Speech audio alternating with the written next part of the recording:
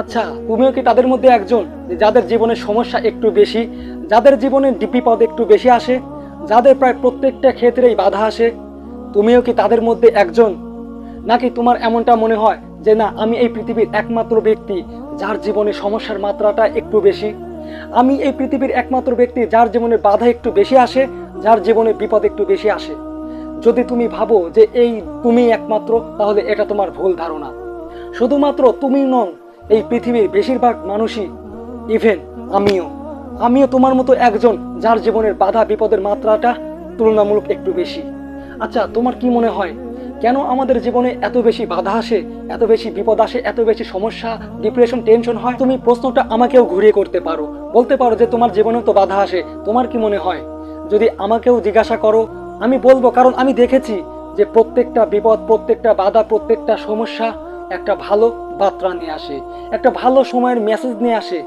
আমি জানি আমাদের অতীতের কিছু আঘাত, কিছু ঘটনা আমাদের মনে বারবার প্রশ্ন জাগায় যে সত্যি কি এমনটা হবে?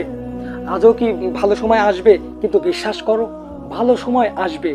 আর যখন আসবে তখন তোমার কাছে সমস্ত কিছু ক্লিয়ার হয়ে যাবে, সমস্ত কিছু স্পষ্ট হয়ে যাবে, তোমার সমস্ত ভ্রান্ত ধারণাগুলো দূর হয়ে যাবে। হ্যাঁ, ঠিক এমনটাই হবে যদি আমরা একটু বিশ্বাসী হই, যদি আমরা একটু বিশ্বাস রাখি, বিশ্বাস আনি। দেখো, আমাদের খারাপ সময় আর যখন বাধা আসবে, বিপদ আসবে, তখন হতাশ হওয়া উচিত নয়। না, হতাশ হওয়া উচিত নয়। তার কারণ কি জানো? কারণ এই পৃথিবীর পরিচালক বলেন যে আমি কারোর উপরে এতটাই বোঝাই, এতটাই দায়িত্ব দেই না যেটা সে নিতে পারবে না, সেটা সে টানতে পারবে না। আমি কারোর জীবনে এতটাও সমস্যা দেই না যে সমস্যার সমাধান সে করতে পারবে না।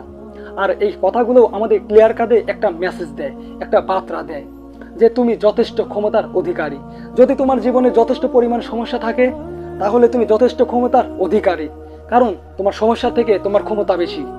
যেহেতু অন্যদের থেকে তোমার আমার জীবনের বিপদের মাত্রা বেশি, তাই অন্যদের থেকে তোমার আমার ক্ষমতাটাও এটা বেশি, এটা স্বাভাবিক বিষয়।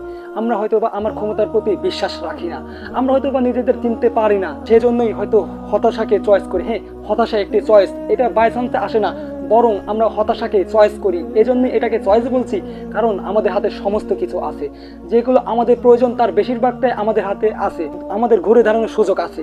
দেখো, আমি জানি না তোমাদের জীবনের সমস্যা কি, আমি জানি না তোমার জীবনের বিপদের মাত্রা কতটা, কিন্তু তোমার কাছে একটা অনুরোধ করব, নিজের জীবনের সমস্যার জন্য কখনো সৃষ্টিকর্তাকে দায়ী করো না। আমরা মনের অজান্তে কখনো না কখন সৃষ্টিকর্তাকে দায়ী করি, কিন্তু এটা অন্যায়, এটা একটা ভ্রান্ত ধারণা। তোমার জীবনের সমস্যার বিপদের মাত্রাটা বেশি মানে এই পৃথিবীর পরিচালক তোমাকে ভালোবাসেন। হ্যাঁ, তোমার সৃষ্টিকর্তা তোমাকে ভালোবাসেন, যিনি তোমাকে এই পৃথিবীতে পাঠিয়েছেন। ওপরওয়ালা তোমাকে ভালোবাসেন বলেই হয়তোবা তোমার জীবনে এত বেশি সমস্যা।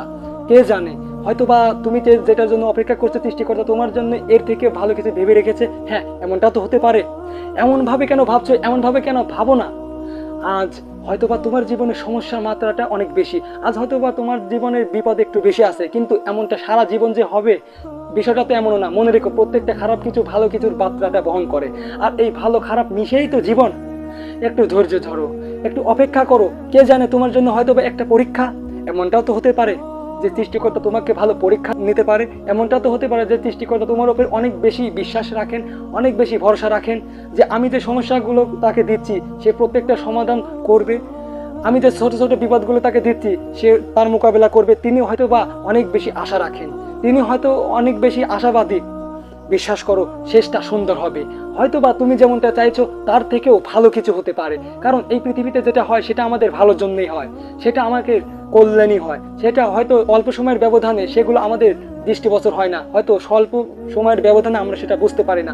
আর তোমাকে যা কিছু বললাম এগুলো আমি আমার জীবনের অভিজ্ঞতা থেকে বলছি। তোমার কাছে 3টি অনুরোধ করব, একটু ওপরওয়ালার প্রতি বিশ্বাস রাখো, একটু নিজের প্রতি বিশ্বাস রাখো, একটু ধৈর্য ধরো।